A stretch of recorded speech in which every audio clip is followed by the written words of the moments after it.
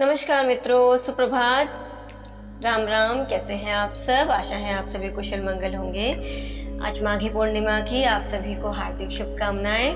वैसे तो मैंने कल ही वीडियो डाला था, आज माता ललिता अंबिका का प्राकट्य दिवस होता है, पर साथ ही आज और भी कुछ विशेष है। आज बहुत सारे शुभ संयोग है ज्योतिषीय अनुसार भी, तो बस इसलिए जानकारी देने के लिए।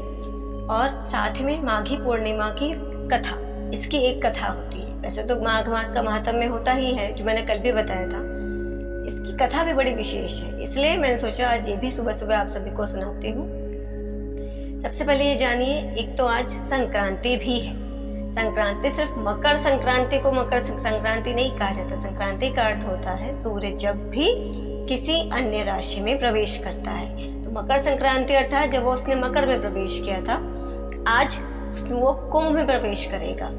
तो एक ये विशेष संयोग है। साधारणतः पूर्णिमा जिस दिन हो उस दिन संक्रांति नहीं आती, आगे पीछे ऐसे करके होता है। तो ये एक बहुत ही शुभ संयोग है कि पूर्णिमा भी है और साथ ही संक्रांति भी है। तो आज जब आप दान करेंगे, तो जब आप संक्रांति पे कुछ भी दान करते हैं ना, भगवान सूर्य नारायण उसको आपको कई जन्मों तक आपको उसको लौटाते हैं। आप अगर इतना सा देंगे, वो इतना करके आपको कई जन्मों तक लौटाते हैं। तो नारद पुराण के अनुसार बताती हूँ, आज के दिवस मतलब वैसे तो माघ पूर्णिमा के अनुसार लिखा हुआ है कि आप कंबल, तिल, सूती कपड़े, पगड़ी, जूता, देखिए कॉमन सेंस से चीज़ है। इस समय पे नॉर्मली ठंड होती है और थोड़ी सी कम भी हो रही होती है, तो इसलिए सूती कपड़े हो गए, पैरों में पहनने के लिए जूते चप्पल हो गए, कंबल हो गए, तिल हो गया। तो इसलिए इन चीज़ों का दान बहुत ही सर्वश्रेष्ठ कहा गया है, जिसको आगे चलकर भगवान सूर्य नारायण आपको कई गुना कर कई जन्मों तक देते हैं। एक चीज और क्लियर कर दूं, संक्रांति का जो समय है वो मतलब जब कुंभ में प्रवेश कर रहे हैं सूर्य, तो आप अगर दान करना चाहें तो आप 12:41 से लेके सूर्यास्त तक, सूर्यास्त हो जाएगा आज 6:53 में, तो तब तक या उसके थोड़ा पहले तक। कहने का मतलब है संक्रांति के समय पे दान करने से वो अक्षय पुण्य आपको देता है, लगभग अक्षय पुण्य, जिसके खत्म होने में वो बहुत जन्म लग जाते हैं। तो उसी समय पे दान कीजिएगा तो वो आपके लिए सर्वश्रेष्ठ होगा। पुनः बता दूं, आज दोपहर के 12:41 से लेके सूर्यास्त तक या उससे थोड़ा सा पहले तक। ये हुआ, ये नारद पुराण से मैंने आपको बताया। नारद पुराण में एक चीज और मान्यता आती है कि आज के दिवस जो शिव पूजन विधि विधान से करता है, उसको अश्वमेध यज्ञ जितना पुण्य मिलता है और उसको विष्णु लोक की प्राप्ति होती है। अब देखिए, शिव पूजन करेगा लेकिन उसको विष्णु लोक की प्राप्ति होगी। माघ मास के महात्म्य में ही बड़ी ही सुंदर एक मतलब पूरी कथा तो नहीं बता रही, जस्ट उसका जिस्ट बता रही हूँ कि उसमें आता है, यदि आप हरि निंदा करते हैं तो महादेव क्रोधित होते हैं, और यदि आप शिव निंदा करते हैं तो श्री हरि क्रोधित होते हैं। और इन दोनों की निंदा करने से आपको भयंकर नरकों में भोगना पड़ता है। मैंने अपने शायद लास्ट ईयर मैंने माघ मास के महात्म्य में से ही 144 नरकों का वर्णन आता है उसमें, वो मैंने पूरा वीडियो डाला था 2 पार्ट में। वो तो कभी आपको समय इच्छा हो तो देख लीजिएगा। दूसरा ये बताना था कि हो गया विष्णुपदी, इसको विष्णुपदी संक्रांति भी कहते हैं। विष्णुपदी संक्रांति, सत्यनारायण की कथा तो करनी ही चाहिए पूर्णिमा के दिवस। पूर्णिमा में एक विशेष चीज और बताती हूँ, मैंने शायद कभी किसी पुराने वीडियो में बताया था। ललिता सहस्त्रनाम की फलश्रुति में ये लिखा हुआ है कि यदि आप पूर्णिमा के दिवस चंद्रमा का प्रतिबिंब जल में देखते हुए ललिता सहस्त्रनाम का पाठ करते हैं, तो आपकी इच्छाएं और भी बहुत सारी चीजें उससे कनेक्टेड होकर आपको फल प्रदान करती है। कहने का मतलब है आपकी यदि कोई कामना हो, इच्छा हो, वो प्लस साथ में पुण्य फल तो होता ही है। तो ये आप करके देखिएगा, ये मैंने खुद पे प्रैक्टिकल किया हुआ है। ये मैं उनको तो नहीं कह सकती, जैसे मैं अभी कुछ समय पहले किसी मुंबई के किसी क्लाइंट से बात कर रही थी, तो बड़ी बड़ी अट्टालिकाएं हैं, छत में जाने की अनुमति नहीं होती क्योंकि लोग सुसाइड कर लेंगे। तो वहाँ तो देखिए चंद्रदेव के दर्शन करना संभव नहीं, बट जहाँ भी संभव हो तो ये ज़रूर करके देखिएगा और आपको आनंद मिलेगा। सच बताऊँ तो मुझे जो उसमें लगा कि भक्ति में वृद्धि होती है, माँ की कृपा मिलती है, ये होता है। ये मैंने प्रैक्टिकल किया है, पिछले साल किया था, तभी बता रही हूँ। चंद्रमा का प्रतिबिंब जल में देखते हुए ललिता सहस्त्रनाम का पाठ करना। कहने का मतलब है आप एकदम से इधर देखोगे, आप चला लो उसको वीडियो में, और उसको एक एक नाम को अच्छे से मनन करते हुए, चिंतन करते हुए सुनिए और ध्यान उस चंद्र पे केंद्रित हो जो चंद्र का प्रतिबिंब आप जल में देख रहे हैं। ऐसे करके ये कीजिए। एक ये उपाय हो गया। बाकी तो मैंने कल बताए दिए, जो आपकी श्रद्धा हो, जो आप करना चाहें। तो आज के दिवस आप देखिए, श्री हरि की सत्यनारायण कथा हो गई, माता ललिताम्बिका का जन्म दिवस हो गया, महादेव का पूजन हो गया, गणेश चतुर्थी भी आप कर सकते हैं। ये जो माघी पूर्णिमा इतनी विशेष क्यों कही जाती है, इसमें 32 पूर्णिमाओं का मतलब पुण्य फल आपको मिलता है। क्यों? माघी पूर्णिमा की कथा में भी ना आपको चारों पर ब्रह्म स्वरूपों का मिश्रण मिलेगा, इसलिए मैंने सोचा आज ये कथा मैं आपको सुनाती हूँ। तो ये पूर्णिमा इतनी विशेष होती है माघी पूर्णिमा, इसमें चारों पर ब्रह्म स्वरूप की आराधना, पूजन, इसका विधान आता है। इसलिए अभी बोला गणेश चतुर्थी या गणेश सहस्त्र नाम भी आप कर सकते हैं यदि आप करना चाहिए। और दान अवश्य कीजिएगा। समय बता चुकी हूँ किस समय पे करने से अधिक सर्वश्रेष्ठ होगा। अब कथा आरंभ करती हूँ, माघी पूर्णिमा की कथा। कथा का आरंभ इससे होता है। एक गांव में, एक नगर में एक दंपति रहते थे, धनेश्वर और उनकी पत्नी रूपवती। प्रभु के पास उनके पास समस्त धन धान्य संपत्ति थी, परंतु उनकी कोई संतान नहीं थी। कई वर्ष बीत जाते हैं किंतु उनकी कोई संतान नहीं होती। वो संतान ना होने के कारण दुखी भी थे, किसी न किसी जन्म का कर्म रहा होगा। तो तब उनके कई समय पश्चात उनके गांव में किसी महान योगी का पदार्पण होता है। तो वो योगी जो थे वो सभी के घर से लगभग भिक्षा स्वीकार करते थे, किंतु वो उनके घर नहीं आते थे, भिक्षा मांगने कभी नहीं आते थे। तो एक दिन धनेश्वर ब्राह्मण स्वयं ही उनके पास जाते हैं और कहते हैं कि जब मतलब उनको दिख जाते हैं रास्ते में कि आप हमारे घर से भिक्षा क्यों नहीं लेते। तब वो कहते हैं क्योंकि आप निसंतान हैं और यदि मैंने निसंतान के यहाँ से भिक्षा ली तो मुझे पाप का भागीदार बनना होगा, इसलिए मैं आपके यहाँ से भिक्षा नहीं लेता। ये बात सुनकर धनेश्वर को बड़ा दुख होता है। तो वो कहता है कि महात्मन, आप तो इतने बड़े योगी हैं, कोई तो उपाय बताइए। तो बताते हैं कि आपके किसी पूर्व जन्म के कारण आपको संतान नहीं हो रही है। तो वो कहते हैं कि आप माता काली की 16 दिवसों तक नित्य उपासना कीजिए, एक व्रत उपासना कीजिए, पूजन कीजिए। देन माँ की कृपा से आपको कृपा मिलेगी, माँ की, तो आपको संतान होगी।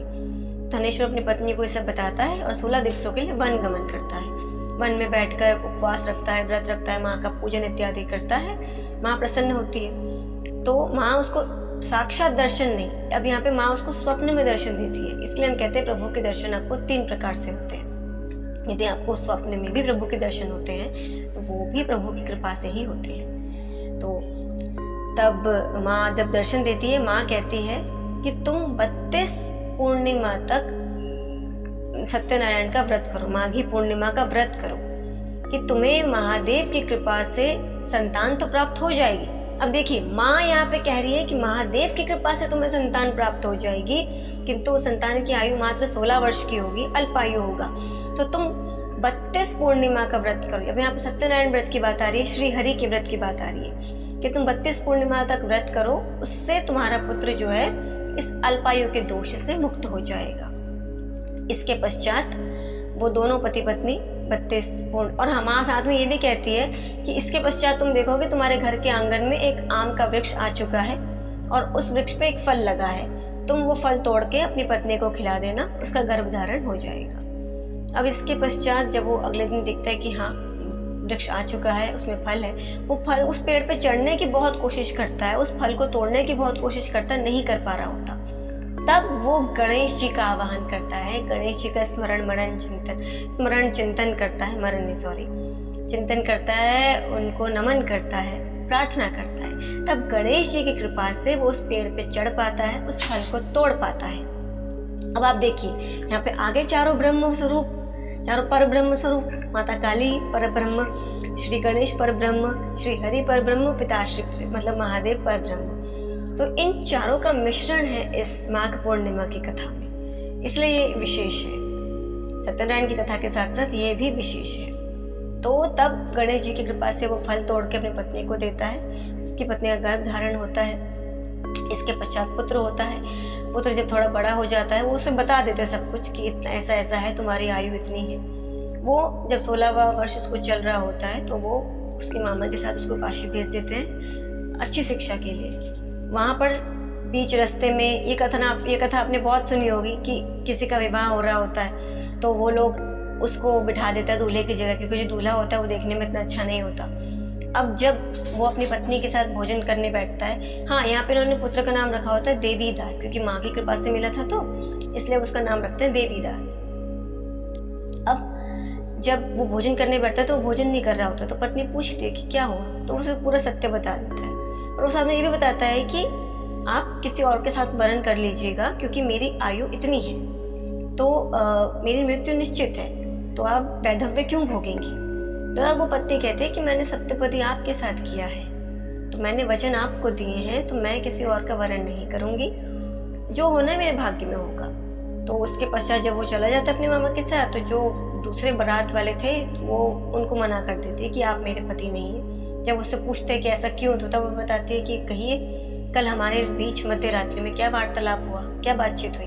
तो जब वो कुछ नहीं बता पाता, निरुत्तर होता है, क्योंकि वो तो था ही नहीं, इसलिए फिर जो बारात आई होती है उनको लौटा देते हैं। और वो अपने पिता को बता देती है कि मेरा पति ऐसे ऐसे है, उनकी आयु ऐसी है, और अपने मामा के साथ काशी में हायर एजुकेशन के लिए गए हैं, उच्च शिक्षा के लिए गए हैं। तो जब तो जाने से पहले देवीदास ने कहा होता है तुम एक पुष्प वाटिका लगाना, उसमें यदि पुष्प लगातार बने रहते हैं, पुष्पों को सिंचित करते रहना, जिस दिन लगेगा कि सारे पुष्प मुरझा गए, समझ लेना मेरी मृत्यु हो गई है। ठीक है, अब ऐसे ऐसे समय व्यतीत होता रहता है। वहां पे उसके माता पिता 32 पूर्णिमा तो व्यतीत हो चुकी होती है, किंतु वो प्रत्येक पूर्णिमा का नियम से दीपदान करते थे, व्रत करते थे, चंद्रदेव को अर्घ्य देते थे इत्यादि, सत्यनारायण का पूजन ये सब करते थे। इसके पश्चात समय के साथ वहां पर जहाँ भी देवीदास उसके मामा होते हैं, एक सर्प उसको डसने के लिए आता है, परंतु पूर्णिमा के व्रत के प्रभाव से उसको नहीं डस पाता। इसके पश्चात काल वहां उपस्थित हो जाता है उसके प्राण लेने के लिए, वो बेहोश हो जाता है। तब माता पार्वती और भोलेनाथ आते हैं। माता पार्वती कहती है कि इसके माता पिता ने 32 पूर्णिमा का व्रत किया है, आपकी कृपा से इनको संतान हुई है, अब आप इसे दीर्घायु कीजिए, अब आप इसको जीवन दान दीजिए। फिर पिताश्री उस बालक को, देवीदास को, जीवन दान देते हैं। इसके पश्चात बीच में पूरे के पूरे पुष्प मुरझा गए होते हैं, तो पत्नी को रोने लग जाती है, उसे लगता है मेरा पति मर गया है। लेकिन वो पुनः देखती है कि थोड़े समय पश्चात एक पुष्प पुनः जीवित हो गया, एक पुष्प पुनः निर्मित होने लगा है, पुनः खिलने लगा है। तो उसे यकीन हो जाता है मेरे पति के प्राण अब वापस आ गए हैं। इसके पश्चात जब देवीदास आता है, अपनी पत्नी से मिलता है, उसके पश्चात लेके माता पिता के पास जाता है, तो माता पिता भी हर्षित हो जाते हैं कि हमारा पुत्र जीवित हो गया है, इसकी आयु अब अल्पायु नहीं रही। तो ये है कृपा चारों पर ब्रह्म की, श्री हरि, माता आदिशक्ति, माता काली, पिताश्री, माता महादेव और गणेश जी। आई होप आपको ये कथा अच्छी लगी हो। माघ पूर्णिमा की एक और कथा आती है, उसमें माघ मास के स्नान का महत्व है। माघ पूर्णिमा की एक और कथा आती है। शुभव्रत नामक एक ब्राह्मण था, विद्वान ब्राह्मण था, परंतु उसको बस धन कमाने का लालच था। तो वो किसी न किसी प्रकार से अपने ज्ञान का कैसा भी प्रयोग करके वो धन कमाने में लगा रहता था। अब जब वो ऐसे कर्म करने लगता था ब्राह्मण होते हुए, तो वो समय से पूर्व वृद्ध दिखने लगा, अपनी आयु से कहीं अधिक वृद्ध दिखने लगा। तब उसको बाद में एक श्लोक स्मरण होता है कि माघ मास के स्नान का महात्म्य। तब वो क्या करता है, पूर्णिमा आने में जब 10 दिन बाकी होते हैं, तो वो कंटिन्यू 9 दिवसों तक माघ मास का स्नान करता है। स्नान मतलब सुबह ब्रह्म मुहूर्त में नर्मदा, क्योंकि वो नदी के समीप रहता था, तो नर्मदा नदी में जा करके माघ मास का स्नान करता है। इस बीच उसकी तबीयत भी खराब हो गई होती है, मतलब उसको फीवर वगैरह आ गया होता है, परंतु वो स्नान नहीं छोड़ता। फिर मृत्यु एकदम निकट आ गई होती है, उसको लगता है कि मैंने तो कोई दान पुण्य कभी कुछ किया नहीं, तो मुझे नरक ही जाना पड़ेगा। परंतु जब उसकी मृत्यु होती है तो उसको मोक्ष की प्राप्ति होती है, क्योंकि उसने माघ माह में प्रातःकाल ब्रह्म मुहूर्त में स्नान किया है, और साथ में फिर पूर्णिमा का अंतिम स्नान भी किया। तो इसलिए माघ मास का स्नान दान बहुत महत्वपूर्ण होता है। अब तो व्यतीत हो गया, तो जिन्होंने पूर्णिमा का स्नान किया बहुत अच्छी बात है। जिन्होंने अब तक नहीं किया, मैं सुबह सुबह इसलिए डाल रही हूँ, तो एटलीस्ट गंगा जल डालकर, या गंगा जल नहीं है तो गंगे चे हमने जो गोदावरी सरस्वती नर्मदा सिंधु कावेरी जल इसमें संनिधिम करो, ये बोलकर उसमें थोड़ा सा तिल डालकर आज के दिन स्नान कीजिए। और दान का समय मैं पुनः बता दूं, 12:41 से लेके सूर्यास्त तक, जो सूर्यास्त है 6:52 तक। तो तब तक कीजिएगा, आपको निश्चय ही अधिक पुण्य की प्राप्ति होगी। और ये कथाएं सुनाई, बाकी माता ललिता अंबिका का तो जन्म दिवस प्राकट्य दिवस है ही, जो इच्छा हो वो कीजिए। उनके लिए भोग बनाइए, खीर बनाइए, जो आपको मन करे। उनके लिए भजन गाइए। उनका हैप्पी बर्थडे है तो अपने तरीके से सेलिब्रेट कीजिए। आई होप आप लोगों को अच्छा लगा हो। अब मैं वाणी को देती हूँ विराम अगले आख्यान के लिए। जय सिया राम। प्रसन्न रहिए, स्वस्थ रहिए।